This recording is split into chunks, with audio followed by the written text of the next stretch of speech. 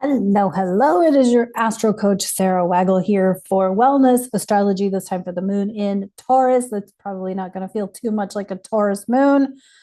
While the moon, this is March 3rd and 4th. So I believe that would be Monday and Tuesday, if I'm accurate in my days and dates. So the beginning of the week. Okay, the reason that this might the moon's exalted in Taurus, it's the moon's happy place, but Venus, who is the ruler or the dispositor of Taurus, is retrograde in Aries, where she's not happy. So that's why I feel like this may not feel like a typical Taurus moon. It's also kind of the only Earth that we have for the foreseeable future.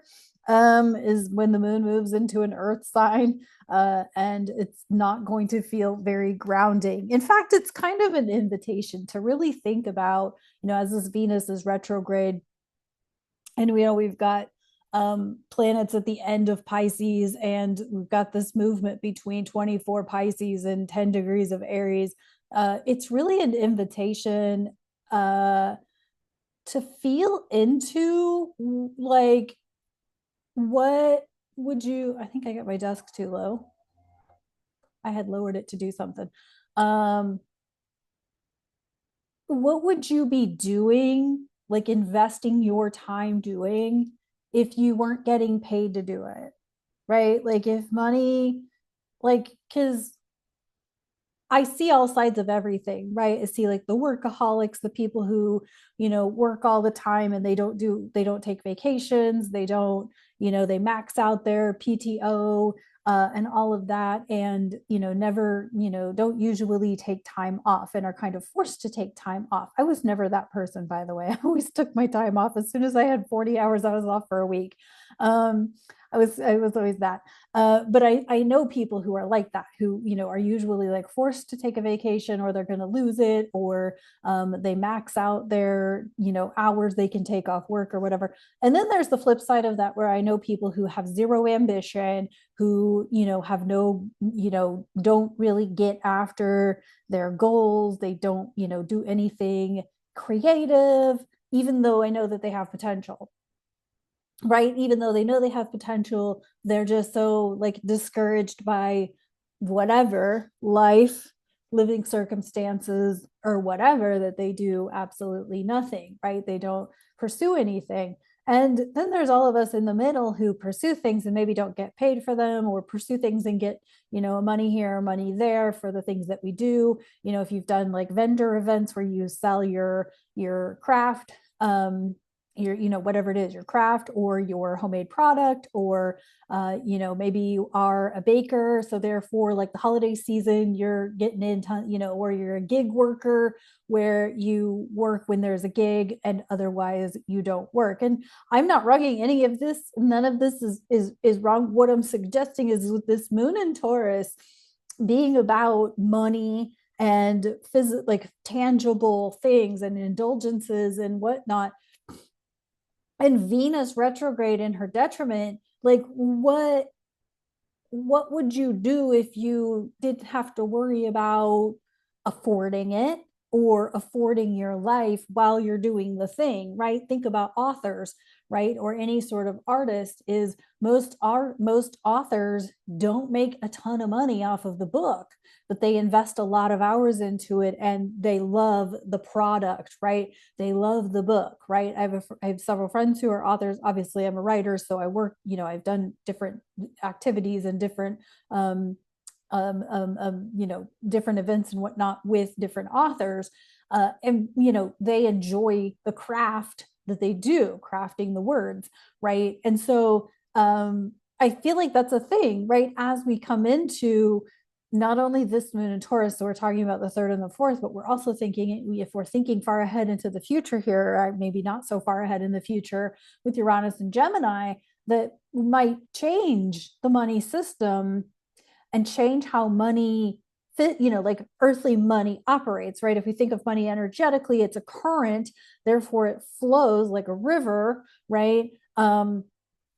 And so if we think about money energetically as a current that flows, how can you have things flow that maybe is or maybe is not necessarily your moneymaker, right? I know, like I said, plenty of people who, have a thing and they put a lot of energy into it. It may not be paying their bills.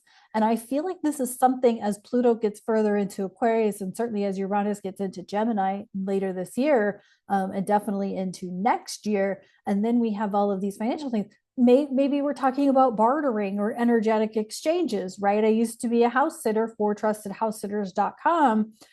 And part of that was I didn't get paid for those gigs, but it was an energetic exchange, right? They didn't have to pay me, but I was there to take care of their pets, take care of their home, make sure that their home was stayed in, and make sure their pets were cared for and their plants were cared for, and all of those things. And so, what of this is like resonating with you, that like you may not be getting paid, but let's just say you make somebody an item with your crafting talent, whether that crochet, knitting, sewing, or otherwise, and they give you, you know, groceries or a gift card to a restaurant so that you can take yourself out to dinner. Perhaps they are your egg person. I know a lot of people who have an egg person, right? Or maybe they're your meat supplier. You buy a half a cow from them, or you buy a pig from them, or you buy a deer, and whatnot. There's those types of things. Or maybe you do exchanges with gardens and whatnot, and get vegetables or whatever, right? So last year, my family did like a corn harvest, and like we all went, came in and helped, like pull the corn off of the cobs, and and then another person went and cooked it, packaged it up, and froze it. Now we've all got frozen corn for the winter, right? So by the way, if you have never had like frozen fresh off the cob corn, there's literally nothing better on this planet than fresh off the cob corn. Okay, yes, you can have an ear of corn when it's corn season, corn harvesting season, but when it's like the middle of winter and you pull that freshly frozen corn, oh my God, that stuff is so good. It's so sweet. Nothing. No can of corn, no frozen corn. I don't care. That stuff is gross compared to freshly, off the cob frozen corn. But this is my point, right? Like, you get to have, if we get back into seasonal consumption, and seasonal farming, I know a lot of people who only eat tomatoes in August because that's when tomatoes are harvested, and they only eat freshly harvested tomatoes. And so it's the same for anything else. But the thought here is what would you be investing your time and energy into that isn't exactly making you cash money, but it's a service that you do for others. And while this is not a moon in Virgo, which is more about service and servitude, this is a moon in Taurus, which is about money and the exchange of resources. What are you doing as to contribute to a potential exchange of resources? Because it's just something to think about as we move through this. So of course, this being a Taurus moon and resources, good opportunity to evaluate your resources. Are you being supported? Are you in a place geographically where you can be supported in what you need to be supported in any such way? We do have Mercury in shadow, prepping to go retrograde in a couple of weeks, 10 days, 10 days. 10 days. Venus is retrograde. And of course, we have the Pisces activity. So things may be still a lot wonky. And that's kind of going to be the flavor of March. So let's see what's up with the tarot. Whew, I can't believe we're in March. Damn, this year is like flying, flying, flying, flying.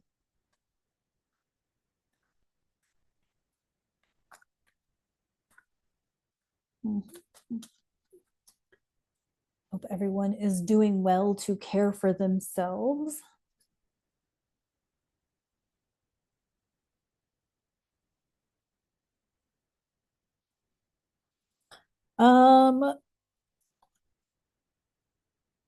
Card number 20 And this is renewal. Archangel Jeremiel, Jeremiel, Jeremiel.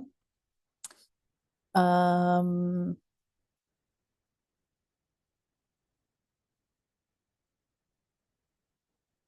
right, review and evaluate.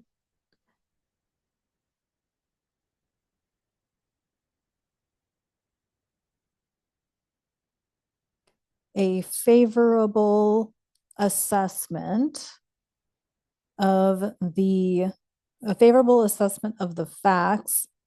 Time to move in a new direction. I'm going to go with this is more about evaluation and assessment than move in a new direction. I just don't feel like now is the right time to be moving in a whole new direction because there's too much coming up with these eclipses and Neptune's moving some Aries. I'm not saying don't do it, but bear in mind that we have Mercury about to go retrograde. We have eclipses. We have Venus in retrograde. So what you like right now and what may sound really good right now could actually be a shiny new object full of shit. So you do you, boo. You do you.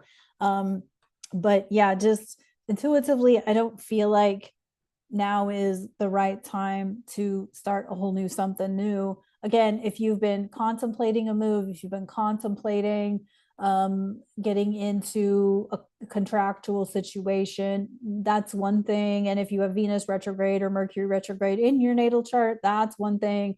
But right now, I think things are too unclear. So I feel like this is more about evaluation than about trying a new direction. So I would stick with the continuing to evaluate what you need to adjust as Venus is in retrograde, because remember, that could deal with money, that could deal with relationships, nourishment, how you love yourself, how you care for yourself, all of those sorts of things. And so it may be a moment to like readjust your priorities. Yeah, let's see what's up with the self-care